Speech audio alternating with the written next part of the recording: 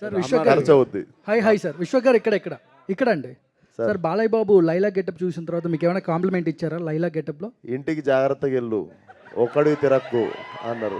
Sir ఇంకొకటి makeup man మీకు makeup వేసిన తర్వాత మీరు బయటకు వచ్చాక మీకు ఒక కాంప్లిమెంట్ ఏదో ఇచ్చారంటగా గెటప్ మీద? ఎవరు? మీ మేకప్ మ్యాన్. ఆ, ఆ. ఆ గెటప్ వేసిన తర్వాత బయటకు వచ్చాక మా మేకప్ మ్యాను మీకు కాంప్లిమెంట్ ఏదో మంచిది ఇచ్చాడు. మీకెవరు చెప్పారు అది? నాకు జస్ట్ ఇన్ఫర్మేషన్. ఎవరు చెప్పారు? నాకు తెలియని మ్యాటర్ నీకెవరు చెప్పారు? అంటే మీకు ఏదో కాంప్లిమెంట్ ఇచ్చారంటగా ఈ గెటప్లో బాగున్నారు అని సంథింగ్. బాగున్నా అని చెప్పారు, అదే కాంప్లిమెంట్. రామనారాయణ గారు సార్, ఒక కొత్త డైరెక్టర్గా మీరు సినిమా ఇచ్చారు, నిర్మాత ఇచ్చినప్పుడు నిర్మాత కంఫర్ట్గా సినిమా ఫినిష్ చేయాలి, ముందు అనుకున్న బడ్జెట్లో సినిమాని ఫినిష్ చేయాలి. అవునండి. అలా జరగలేదు ఈ సినిమాకి అని అంటే మీరు ఏమంటారు? లేదండి, 100% జరిగింది. మేము కానీ క్వాలిటీలో ఎక్కడ కాంప్రమైజ్ కాలేదు. క్వాలిటీ కాంప్రమైజ్ కాలేదంటే బడ్జెట్ ఎక్సీడ్ అయిందనా? లేదండి, ఇక్కడనే ఉన్నాడు కదా సార్, అడిగండి. ఆయన ఎందుకు, నాకు కావాల్సిన డైరెక్ట్ గారికి ఆన్సర్ కావాలి. లేదండి, 100% మేము ఆయనే చెప్తున్నారు క్వాలిటీ కాంప్రమైజ్ కాలేదు అని.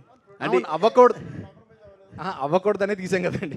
యాక్చువల్లీ అంతకు ముందు సినిమా భగవంత్ కేసరి, ఆ స్టాండర్డ్స్ మెయింటైన్ చేయాలి కదా. భగవంత్ కేసీ స్టాండర్డ్ ఎలా మెయింటైన్ చేస్తారు? లేదు సార్, ఇప్పుడు అయినా సినిమా అది 110 కోట్ల బడ్జెట్, అది సార్ నన్ను అది 110 కోట్ల బడ్జెట్ కాదు సార్, అది 110 కోట్ల బడ్జెట్ సార్. అది అదే సార్, ఆ కథకి సంబంధించిన వరకు ఆ బడ్జెట్, ఈ కథకి సంబంధించిన ఈ బడ్జెట్, కానీ ఎక్కడ కాంప్రమైజ్ కాలేదు అని. అంటే బడ్జెట్ ఎక్సైడ్ అయ్యారు? లేదు సార్, ఎక్కడ 100% ఏదైతే ఫస్ట్ అనుకున్నామో అదే జరిగింది. అందులోనే చేసాం. ప్రొడ్యూస్ కంఫర్టబుల్ లేని చేశారంటారు. అది కంఫర్టబుల్గా ఉన్నారు లేదు అన్నాడు, ఆయన హ్యాపీగా ఉన్నారు లేదు అది చెప్పట్లేదు. విశ్వ గారు చెప్పండి సార్. కంఫర్టబుల్ అయింది సార్, విశ్వ కోసం, మా డైరెక్టర్ కోసం.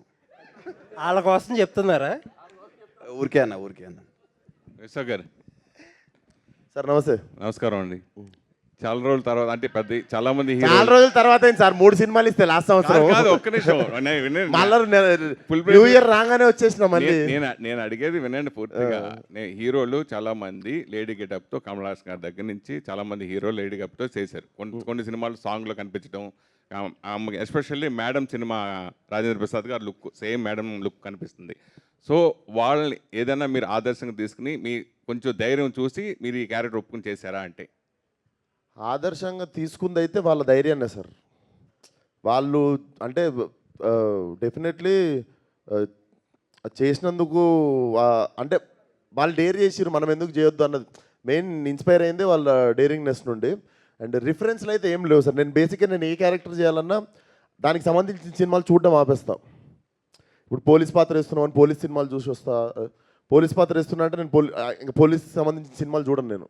ఎందుకంటే ఏదన్నా పొరపాటున రిపీట్ అవుద్దేమో, ఏదైనా ఇన్ఫ్లుయెన్స్ అవుద్దేమో అని చెప్పి I try to work on my own.